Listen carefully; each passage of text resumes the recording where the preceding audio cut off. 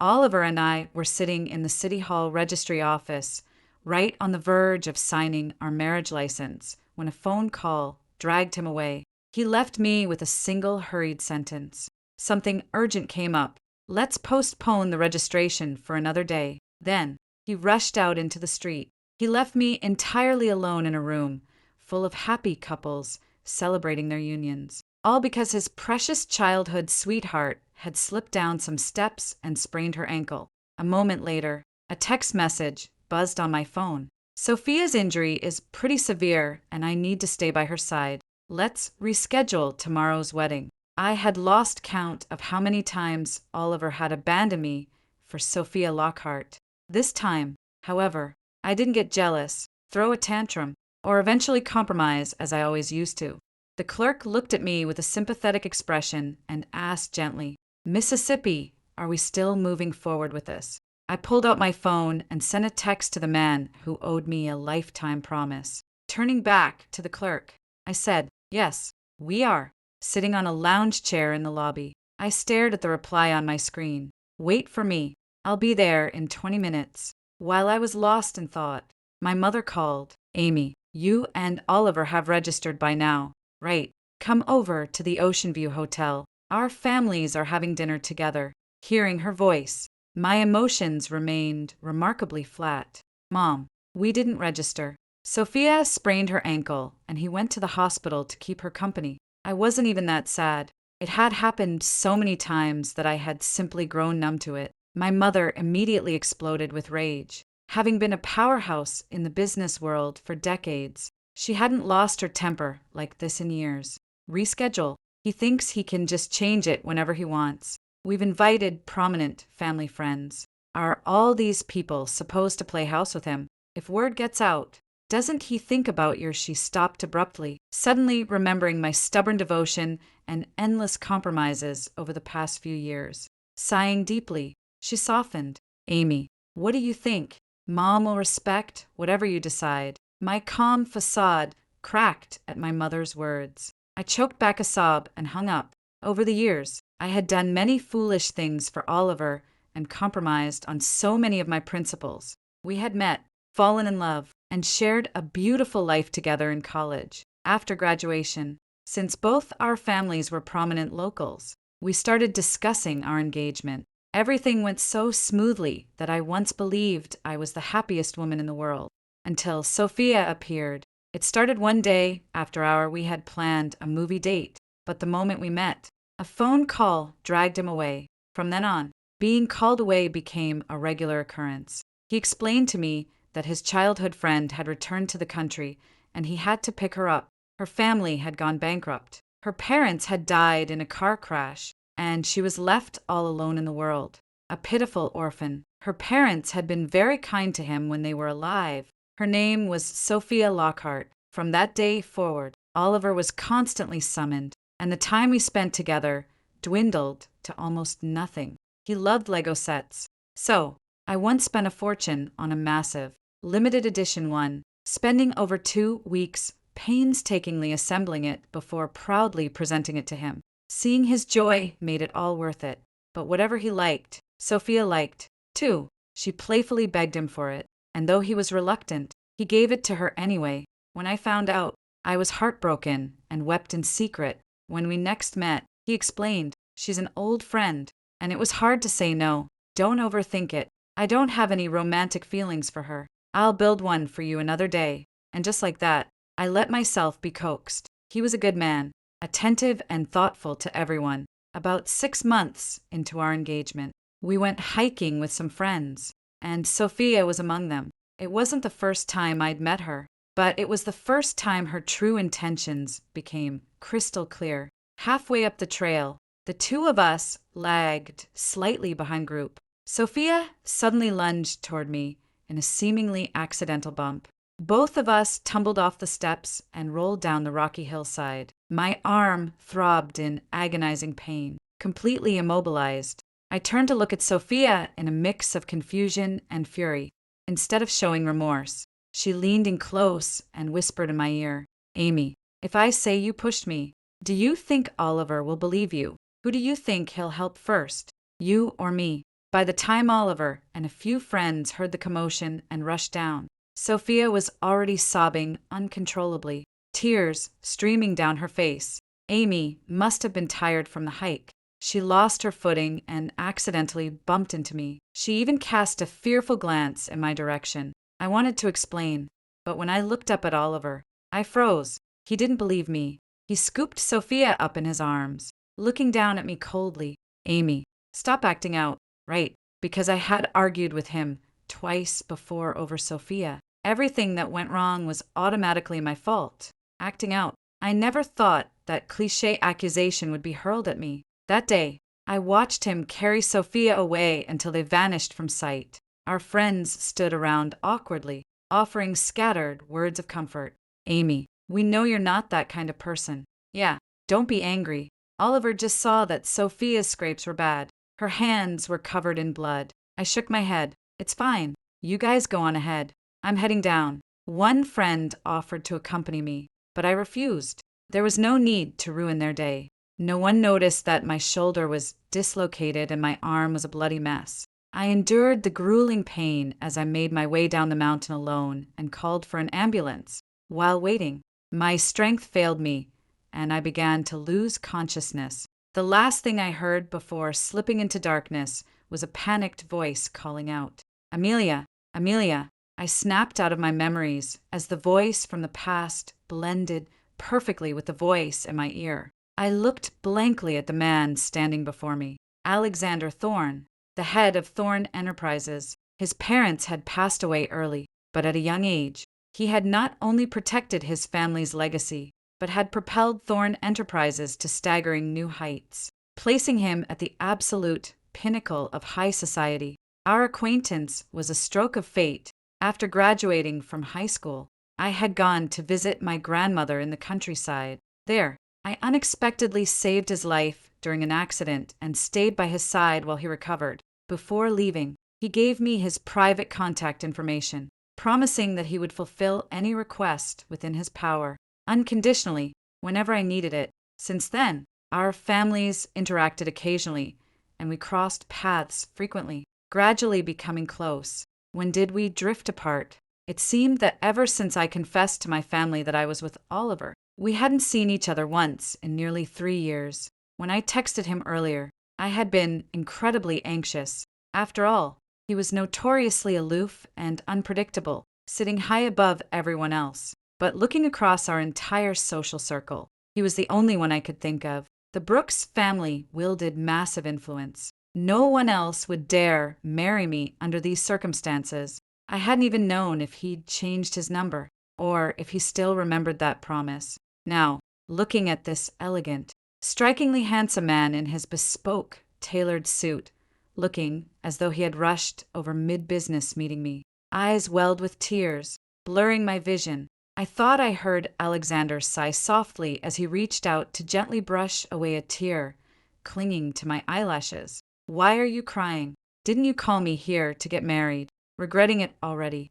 I shook my head, taking his hand and pulling him into the registry office. To the clerk's utter astonishment, we submitted our documents, and the whole process took less than 15 minutes. So, it turned out getting married was this fast. Yet Oliver couldn't spare even 15 minutes for me. Or rather, he couldn't bear to keep his precious childhood sweetheart waiting. Standing at the front door of my house, I stared at the red marriage certificates in my hands and took a deep breath. Right after leaving City Hall, Alexander had to rush away. He was apparently in the middle of a vital government bidding process that he couldn't afford to miss, and he had to hurry back. Before leaving, he had looked deeply into my eyes and said, "Don't worry, the wedding tomorrow will proceed as planned." I nodded. When I texted him earlier, I had laid out the entire situation clearly. Just as I pulled out my phone to call a driver, an incoming call flashed across the screen. It was Oliver. I pressed answer, and his tone was as gentle and soothing as ever. "Amy, I'm sorry. I thought he was apologizing for abandoning me at City Hall and calling off the wedding." But before I could speak, Sophia's sweet, whiny voice chimed in through the speaker. "Amy, I'm so sorry. I accidentally ruined your wedding dress. I'm really, really sorry." Amy, sob. Immediately, Oliver's gentle, comforting voice followed, soothing her. It's fine. Don't cry. Amy isn't the type to hold a grudge over something like this. Then he spoke to me again. Amy, since tomorrow's wedding is postponed anyway, I'll take you to pick out an even better dress another day. I didn't even want to speak anymore. I felt completely drained, utterly exhausted. I didn't ask why the two of them were at our new house where my wedding dress was kept instead of the hospital. I didn't ask if Oliver had forgotten that the dress was something we had designed together back in college, filled with profound meaning. I asked nothing. There was no point. I was already married anyway. Wasn't I? I couldn't deny that my days with Oliver had been filled with joy. In college, I had genuinely been happy. I didn't doubt that his affection for me had been realized, don't lie. But that affection was never exclusively mine. From the moment Sophia appeared, I ceased to be his priority. I still remember the party we attended.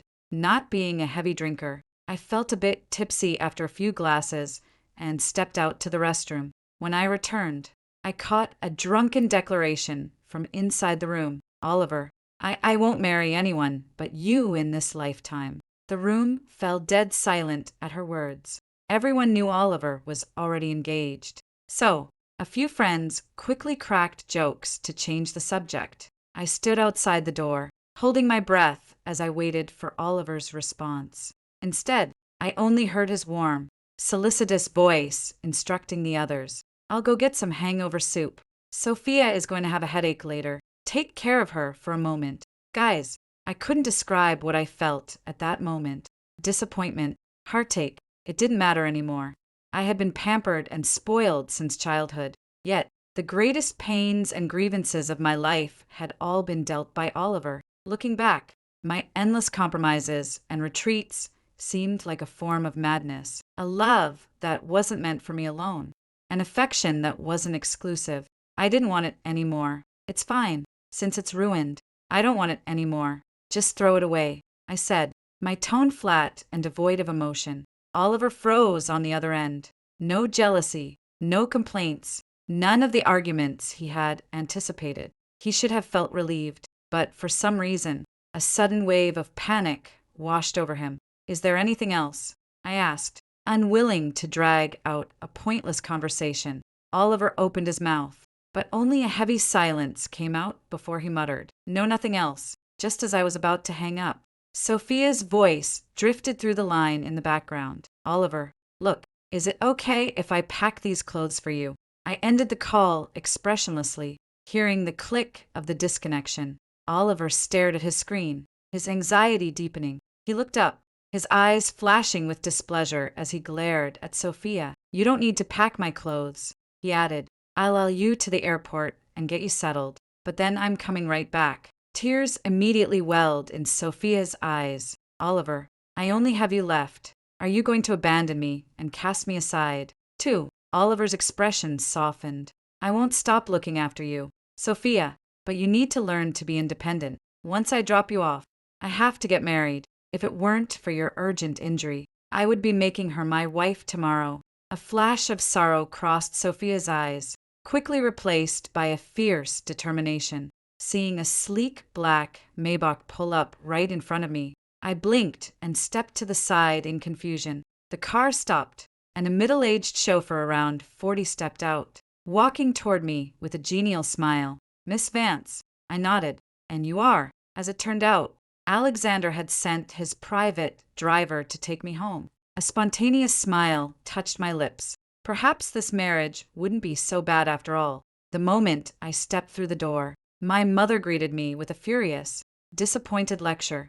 Seeing that she was just getting warmed up, I quickly fished out the fresh, still warm marriage certificates. It instantly extinguished her blazing fury. Sitting by the piano, my father gave me a silent thumbs up. I tilted my chin up proudly. My mother muttered, "Didn't you say that Brooks' boy walked out?" She paused, her eyes widening to the size of saucers as she stared at the certificates, then at me, and then at my father. What on earth is this? Seeing my fierce, business-savvy mother utterly flabbergasted, my father walked over to take a look. The moment he caught sight of the name and photo on the document, his jaw dropped, matching my mother's Stunned expression, exactly. I calmly strolled over to the sofa, sat down, and asked the housekeeper to pour me a glass of lemon water. My parents flanked me, asking cautiously, "Sweetheart, what exactly?" I nodded.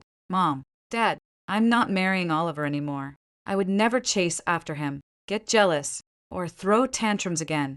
As my words hung in the air, a look of pure relief and joy washed over their faces. "Sweetheart, you've finally seen sense." I nodded earnestly. "Yes, I've already registered my marriage with Alexander Thorne." My father's face lit up instantly. "It's about time." "Sweetheart, that Oliver boy is completely useless apart from his decent face. He's just an over-attentive people-pleaser.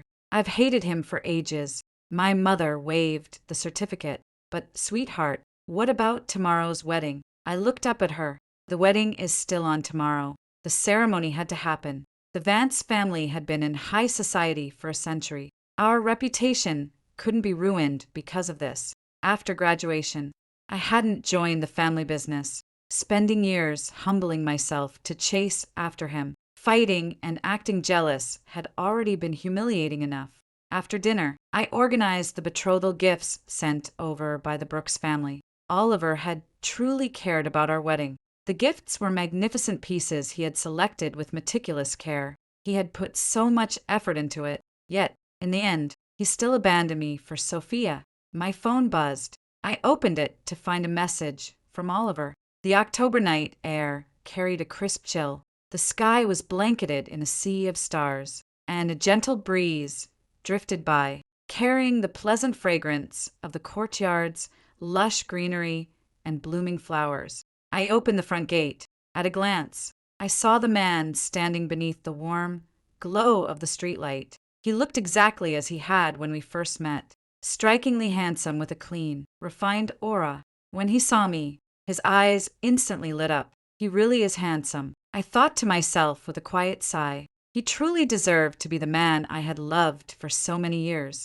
"Amy, have you eaten?" he asked softly. I nodded coldly. "Is there a reason you're here?" Oliver examined my expression. "Amy, I'm so sorry about today. I broke my promise." "It's fine," I replied flatly. "I'm used to it, ever since I had abruptly hung up on him." Oliver's heart had been locked in a state of mounting panic all afternoon. A knowing feeling told him he was losing something precious, prompting him to see me before his flight to Boston. Seeing my placid demeanor now, he couldn't tell if I was genuinely unaffected or just masking it.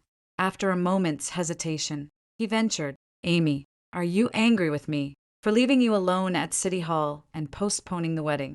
See, he knew it would make me angry, yet he did it anyway. Why? Probably because I had made myself cheap in his eyes every single time he abandoned me for his precious little sister Sophia. I would get angry and cause a scene, but I would always forgive him in the end because I loved him too much. Oliver knew exactly how much I loved him. The one who is showered with affection always feels secure enough to act without fear of consequences. Yet, that secure affection was something he always rationed when it came to me. Observing my increasingly frosty demeanor, Oliver assumed I was just sulking, which actually made him breathe a sigh of relief.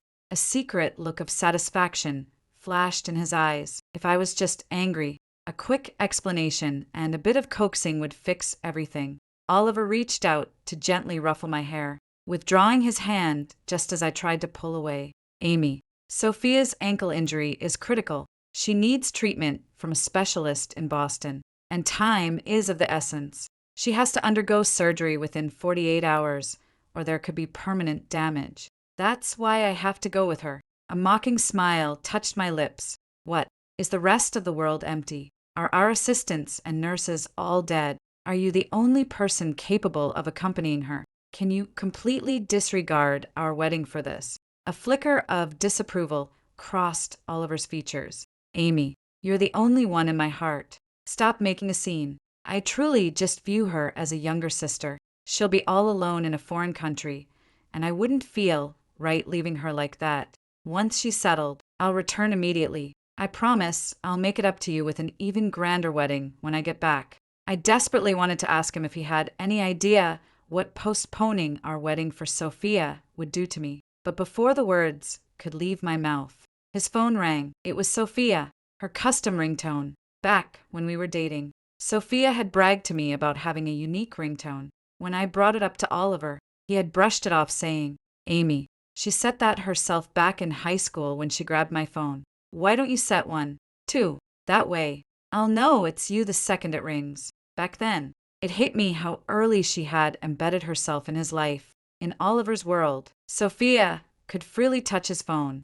In Oliver's world, Sophia had been the special one long before I arrived. His ultimate devotion had been given away before I ever showed up. I was never his unique exception. I never set a custom ringtone. What had already been given to someone else, I didn't want. Looking back now, it was almost comical, as if I were the interloper in their story. To be honest, because I had loved him for so many years. My heart had still skipped a beat when I walked downstairs and saw him tonight. But now, I watched him answer the call. I listened to Sophia's whimpering, codependent voice over the line. "Oliver, where are you? The flight is about to board." Oliver soothed her softly. "Sophia, be good. Sit tight and don't move your ankle. I'm on my way." He coaxed her for a bit longer before hanging up. Looking at me with a tinge of awkwardness, he checked his watch. "I have to go, Amy. I'm running out of time." I looked at his frantic expression and spoke up. "Oliver, I've already honk." The sharp blare of a car horn off. Oliver looked relieved, stepping forward to wrap me in a tight embrace. "Amy, wait for me. Wait for me to come back and marry you." Then, he turned and walked away briskly. I didn't try to finish my sentence. There was no after this anymore. As Oliver got into the car, he looked back at the girl, standing alone under the streetlight. His heart suddenly throbbed with a sharp, agonizing pang. An inexplicable wave of terror washed over him, screaming at him to get out of the car, run back, hold her tight, and tell her he wasn't going to Boston. But just as the words "stop" reached the tip of his tongue, his phone rang again. It was Sophia. Oliver fell silent. The wedding was about to begin. I stared at my reflection in the mirror, looking at the elaborate, traditional crimson bridal gown and the heavy, magnificent phoenix crown I wore. I was completely spellbound. It was entirely different from the Western-style wedding Oliver and I had planned. This traditional Chinese ceremony was organized at the last minute by Alexander, who had notified me just last night, yesterday evening. As I watched Oliver walk away without a single backward glance, a fleeting pang of sorrow had hit me, followed swiftly by absolute liberation. It was always the same story. I was never his definitive choice. Just as I turned around to head inside, I noticed a sleek black car pulling up around the corner, followed by a whole motorcade. Alexander stepped out of the vehicle, leading a line of assistants who carried elegant, silk-wrapped boxes. I felt a sudden wave of nervousness and confusion. I wondered if he had seen Oliver, and I wondered why he was here. "Why are you standing out in the cold?" His deep, resonant voice drifted over. Realizing he probably hadn't witnessed my encounter with Oliver, I smiled. "Just getting some fresh air. What is all this?" When Alexander explained that he had brought the traditional betrothal gifts, I was too stunned to speak. Before I could process it, my mother's voice echoed from the house. "Alexander is here. Sweetheart, don't just stand there. Bring him inside." Feeling entirely bewildered, I led him into the living room, watching Alexander converse flawlessly and naturally with my parents. I felt as if the entire universe had shifted into a dream. Back in the present, the chatter outside the bridal suite brought me back to reality. The ceremony was drawing near. As I walked slowly toward the doors, the gossiping voices of the arriving guests drifted in. Everyone in our circle knows Sophia Lockhart has a thing for Oliver Brooks. This whole ankle thing, pure sabotage to stop the wedding. I heard Oliver actually flew out to Boston with her, just for a sprain. He flew across the country. It's obvious who really holds his heart. Exactly. Amelia Vance doesn't have what it takes. They were together for years. But the moment the childhood sweetheart comes back and sheds a few tears, she gets tossed aside. Amelia used to be the reigning beauty of our circle, so proud and untouchable. Who knew she'd see a day like this? Yikes. Her reputation is completely shot. Good luck finding anyone willing to marry her after this mess. I actually got a call from the Brooks family yesterday saying the wedding was off. But then the Vance family called back saying it was still on. I have no idea what games they're playing. Are these two families about to become sworn enemies? Same here. Anyway, I cleared my schedule a week ago, so I just came to watch the drama unfold. Listening to them, I actually found myself agreeing. Their analysis was remarkably accurate.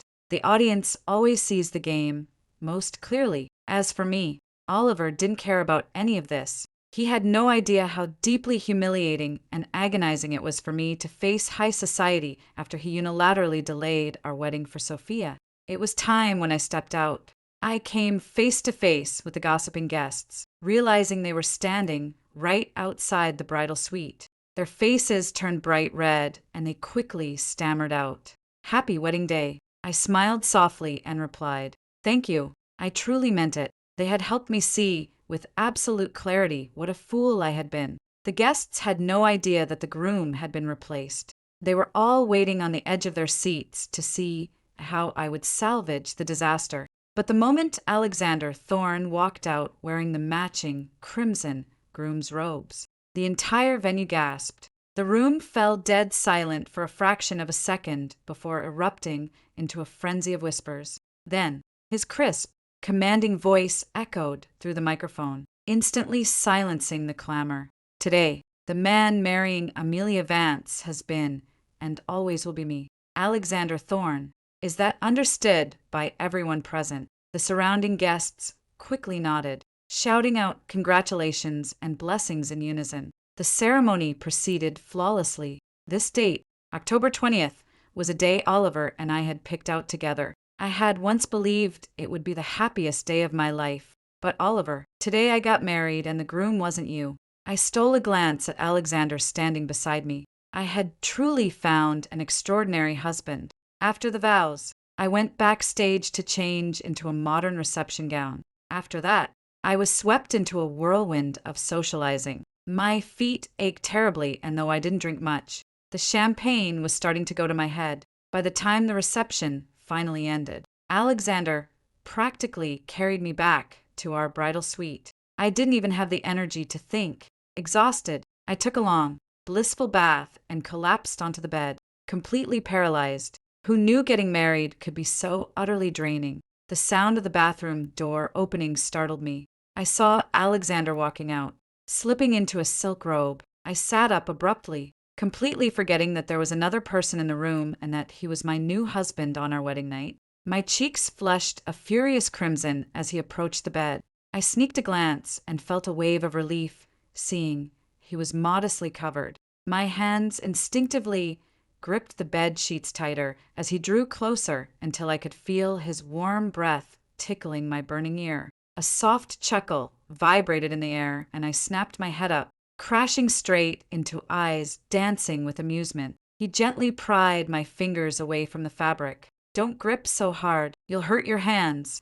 I averted my eyes nervously. Alexander walked around to the other side of the bed and slid under the covers. Our marriage was sudden. "I know, you aren't fully prepared for this yet. Take your time. I'm not going anywhere. I promise." I nodded. He knew all about my anxieties regarding Oliver and everything else. For no apparent reason, a wave of vulnerability washed over me. Marrying him so impulsively made me wonder if I would regret it down the line. But in that exact moment, all I felt was an overwhelming sense of peace. Sleeping in an unfamiliar place beside a man I barely knew. I expected to toss and turn all night. Instead, I fell asleep almost instantly. When I woke up the next morning, I groggily snuggled closer to the pillow in my arms, giving it a soft rub. Wait, the texture was all wrong. My consciousness roared back to life. I quickly let go and peeked upward, only to find a pair of woody-wake, dark eyes looking down at me with a smirk. My face exploded in heat, and I scrambled backwards to sit up.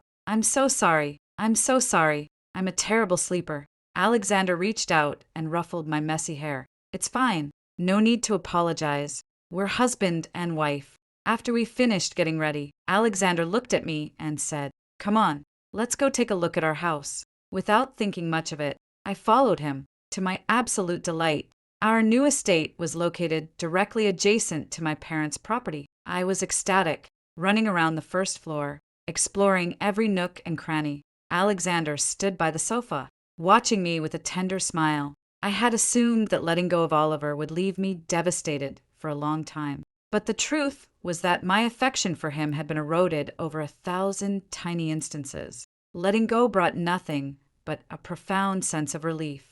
A week into our marriage, Oliver hadn't reached out to me a single time. A faint pang of disappointment hit me, realizing just how completely absorbed he was in nursing his childhood sweetheart. If I hadn't married Alexander, how agonizing would this past week have been for me? The vicious rumors in high society would have torn me to pieces. Oliver Brooks, I am done waiting for you. But that passing shadow didn't ruin my mood. Looking at Alexander walking toward me, I smiled with pure contentment. I finally had someone worth treasuring. This was my real life now. Alexander treated me beautifully, far better than I could have ever imagined. In my original calculations, I assumed he wouldn't hate the marriage, but wouldn't love it either. Rumor had it he had never loved anyone, which was why I felt comfortable using my favor. But the way he cared for me gave me the distinct, dizzying illusion that he was genuinely in love with me.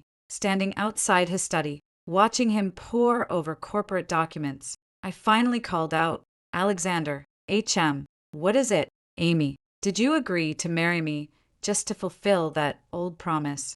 Or, I wanted to ask if he actually loved me, but the words caught in my throat. It felt too humiliating. I gave a self-deprecating laugh. Never mind, keep working. Maybe he was just treating me well out of basic respect for his wife. I shouldn't flatter myself. As I turned to leave, I was pulled firmly into a chest radiating a crisp, cool cologne. A soft sigh brushed against the top of my head. "Amy, I thought I was being obvious enough." I froze, my voice trembling slightly as my mind raced. "What do you mean?" Alexander tilted his head down, looking directly into my eyes with absolute sincerity. "Amy, I love you. I've loved you for a very long time, because we lived so close to my parents, Alexander, and I frequently went over to steal dinner. My father was a brilliant pianist, but he was also a master in the kitchen. He loved to brag to me about how he had caught my mother's eye with his piano skills and secured her heart with his cooking, successfully taming the most untouchable, fierce rose of high society. I listened with stars in my eyes, completely envious, seeing my expression. Alexander leaned into my ear and whispered softly, "If you like it, I'll cook for you, too." Catching my parents' teasing glares across the table, my face flushed red all the way to my ears. Who said I liked it? Ever since Alexander's confession, our relationship had grown immensely closer. It was only on that day that I discovered he had fallen in love with me at first sight, carrying a torch for me all those years ago. I couldn't help but feel a surge of secret delight, even going so far as to gloat about it to my mother. My mother simply rolled her eyes at me. "I knew about it ages ago. After you saved him back then, he used to visit our house constantly. At first, your father, and I thought it was just out of gratitude. But as he kept coming over, the look in his eyes became impossible to hide. Realizing we had noticed, he came clean. He said you were still too young, just starting college and completely oblivious. So, he would wait until you grew up a bit. Your father and I were thrilled. He was a local boy, and though there was a 6-year age gap, it was perfectly fine. Marrying him meant you'd be the matriarch of the Thorne family, completely free of any mother-in-law or relative drama." She sighed, her expression turning annoyed. "But while he was patiently waiting, you suddenly announced in your sophomore year that you were with that Brooks boy. Your father and I were furious and incredibly embarrassed. When you two went public, Alexander came to our house one last time. He said that since you had found someone you loved, he would step back. He asked us never to tell you, and he stopped visiting, though he still sent magnificent gifts on holidays, with such a perfect man as a comparison. Your father and I could never stand that Oliver boy. Aside from a pretty face, he has absolutely nothing going for him. He's indecisive, easily manipulated, and his family dynamics are a nightmare. We only tolerated him because he seemed attentive to you." She glared at me, and look how that turned out. The moment his childhood sweetheart snaps her fingers, he throws you to the wolves, calling off the wedding at the final hour. We warned you so many times, but you were acting like you were under a spell. Realizing my attempt to gloat had transformed into a brutal lecture, and seeing my mother getting worked up again, I had a sudden stroke of genius. I pointed toward the door. "Look, Alexander is here." While my mother instinctively paused, I bolted out of the room. Glancing around the empty foyer, I slipped out to the courtyard, seeing Alexander and my father sharing a pot of tea in the gazebo. "Imorchtover."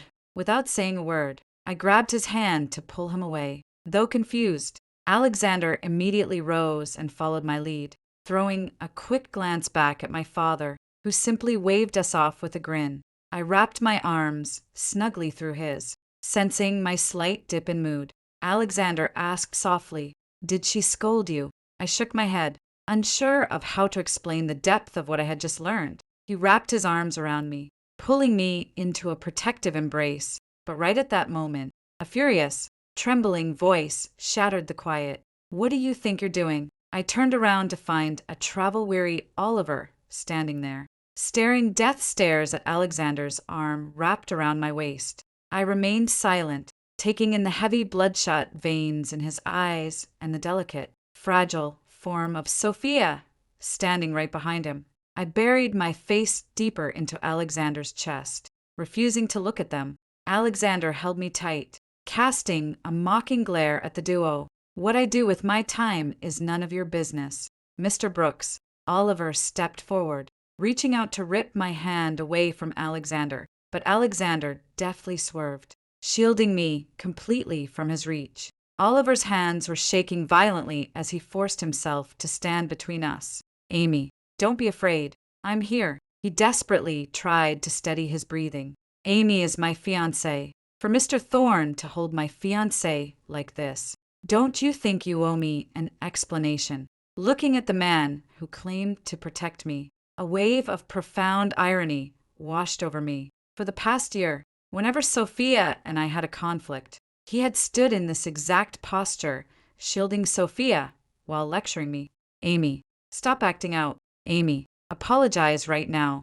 Amy, you shouldn't be so petty." He had never once stood firmly by my side. Alexander's eyes narrowed, his gaze turning razor sharp. "You want an explanation from me, Mr. Brooks. Aren't you the one who needs to explain why you constantly manipulate situations to coddle your childhood sweetheart? You abandoned your bride at the final hour, left her to face the mockery of high society, and fled to Boston with another woman. Now you're back, standing here with her. What exactly are you trying to accomplish?" Oliver stiffened. He turned back to me, trying to grasp my hand. "Amy, it's not what you think. There's a reason. I can explain everything." Alexander cut him off, knocking his hand away. "Keep your hands to yourself. Mr. Brooks, do not touch my wife." Oliver's eyes widened in utter disbelief. "Your wife? Impossible. Amy is my fiancée. We were supposed to get married." His voice cracked, turning hoarse as he stared at me, his bloodshot eyes pleading for a denial, his lips trembling as he waited for me to say it wasn't true. However, his desperate hope was shattered. I stepped closer to Alexander, gripping his arm tightly. "I have already married him. I am his wife." Oliver stood frozen to the spot, completely speechless as the reality crashed down on him. He swayed on his feet, and Sophia immediately stepped forward to support him. She let out a soft, venomous sigh. "Wow, Amy, you certainly moved on fast, didn't you?" It was a textbook attempt to pour gasoline on the fire, but I didn't care enough to even look at her. Alexander threw a single, ice-cold glare in her direction, and Sophia instantly shut her mouth. Oliver violently shrugged off her hands, his brain finally piecing the timeline together as the veins on his forehead pulsed with rage. "So, the wedding was never called off. You just replaced the groom. Amelia, how dare you?" How dare you marry someone else at our wedding? Looking at his trembling, furious face, I nodded calmly.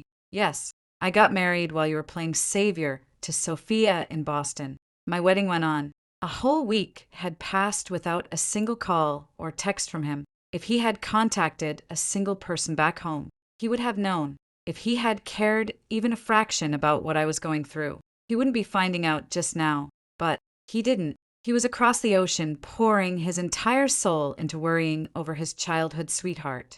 Oliver felt a suffocating, blinding pain ripped through his chest as if a hand were tearing his heart to pieces inside his ribs. How did things end up like this? The moment they landed in Boston, he had lost his phone because the medical situation was frantic.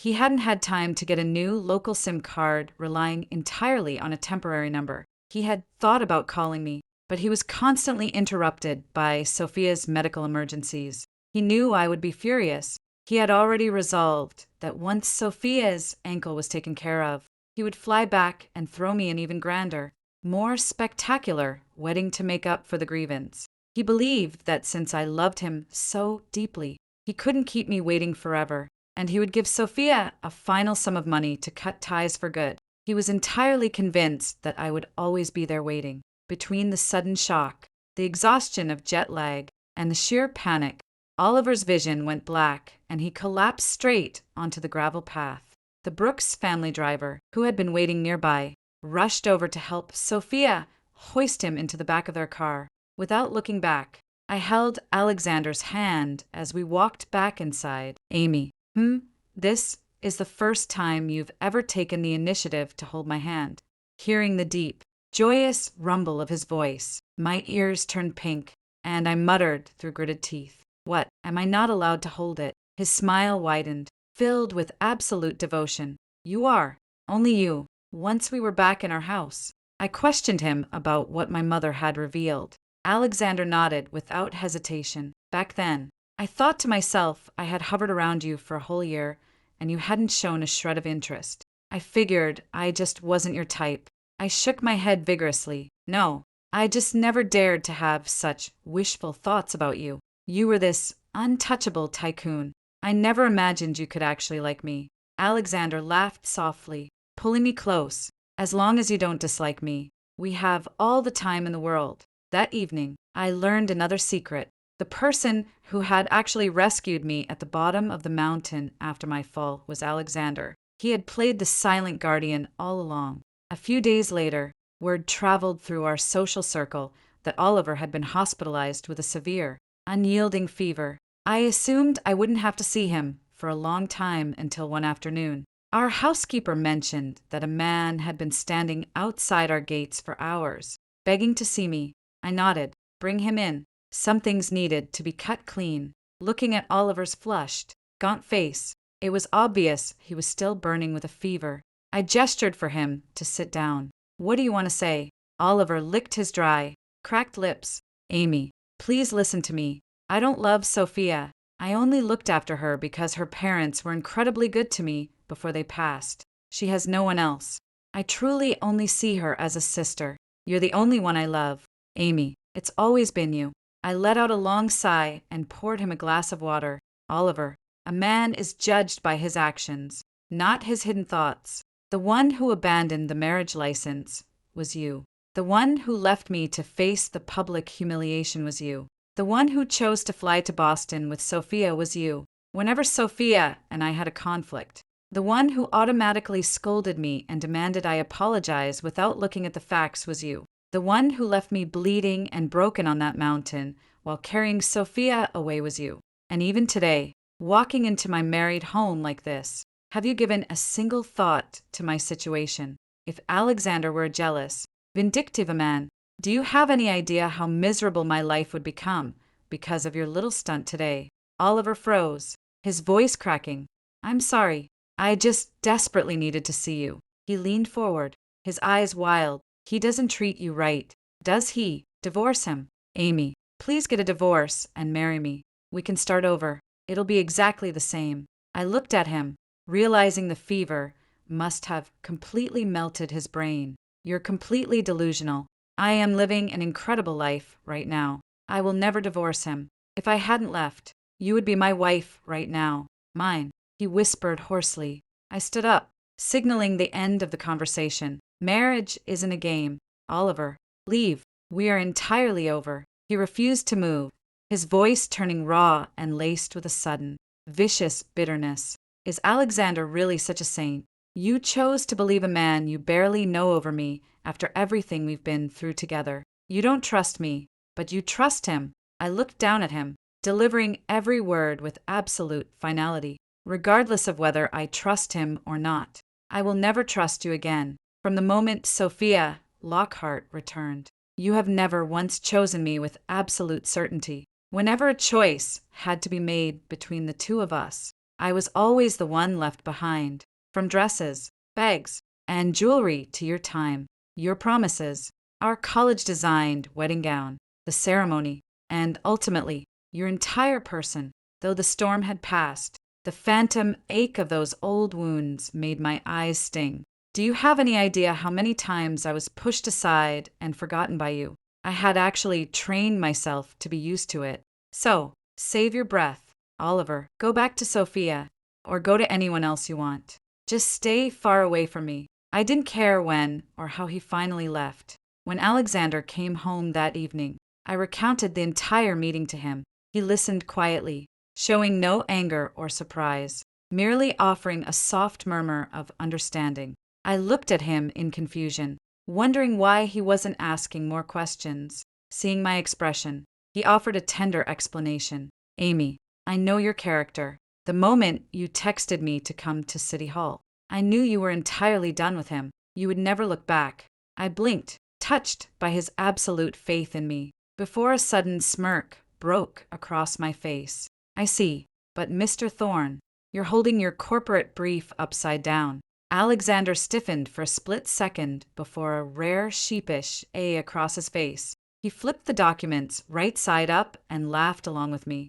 A week later, while my mother and I were out shopping, we ran into an old family friend who immediately dragged my mother into a corner to spill the latest high society gossip.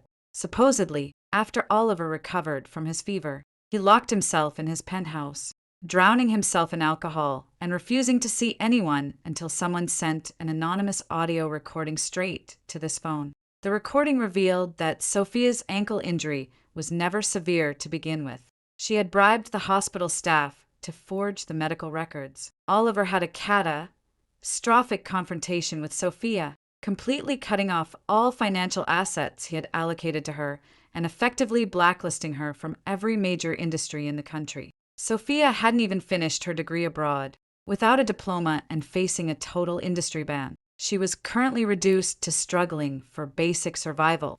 Meanwhile, the patriarch of the Brooks family was completely disgusted by Oliver's lack of judgment, his weakness for manipulation, and the public embarrassment he had brought upon the family name. He stripped Oliver of his executive position at the headquarters and banished him to a remote, low-tier subsidiary company in a distant province to build character, effectively destroying any future chances he had of inheriting the Brooks empire.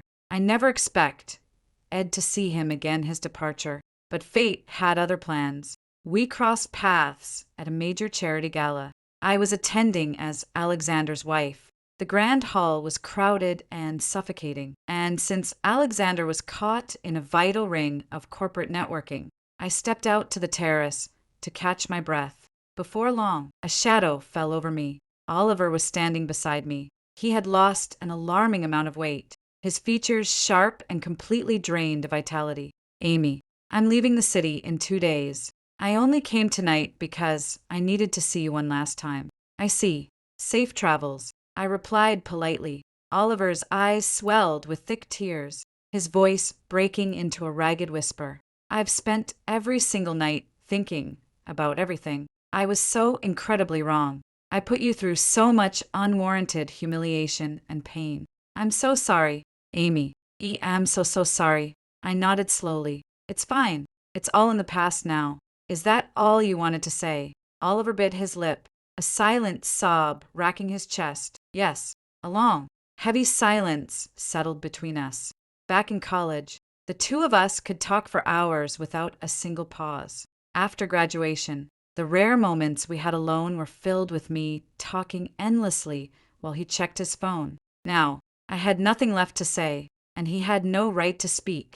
We had ultimately reached the end of the road, two strangers with nothing left but silence. I turned on my heel and walked away. I walked down my own path, stepping out of the shadows and into the brilliant cascading light of the main hall. There, leaning casually against the polished marble balustrade in a sharp, silver-gray, tailored suit was Alexander. Hearing my footsteps, he looked up. The cool, intimidating aura he held for the rest of the world instantly melted into a gaze as soft and warm as summer water. I smiled. Against all odds, I had ended up the luckiest woman alive. BZZZ, BZZZ, speak. Alexander answered, his voice dropping into a chilly, razor-sharp register as I stepped into his private study. Mr. Thorne, you're the one who reached out to me, who gave me the idea to manipulate Oliver and drag him to Boston. Now, I'm completely blacklisted, ruined, and starving. You can't just leave me to die. Sophia's voice screamed frantically through the speaker. A dark, mocking chuckle escaped Alexander's lips. I merely pointed out a golden opportunity. Ms. Lockhart, you're the one who chose to walk down that path and run it straight into a wall. His tone dropped into a lethal, quiet threat. Keep your mouth shut. Otherwise, you'll find out that a blacklist is the kindest thing I can do to a person. He cut the line without waiting for a response. Alexander tossed the phone onto his desk. Turning back to the master bedroom, he slid under the covers, wrapping his arms around the sleeping woman beside him, pressing a tender kiss against her forehead. Stop it. I'm tired, Amy mumbled groggy, her voice thick with sleep as she tried to swat him away. Alexander's eyes filled with boundless, profound warmth as he pulled her closer against his chest. All right, sweetheart, go back to sleep.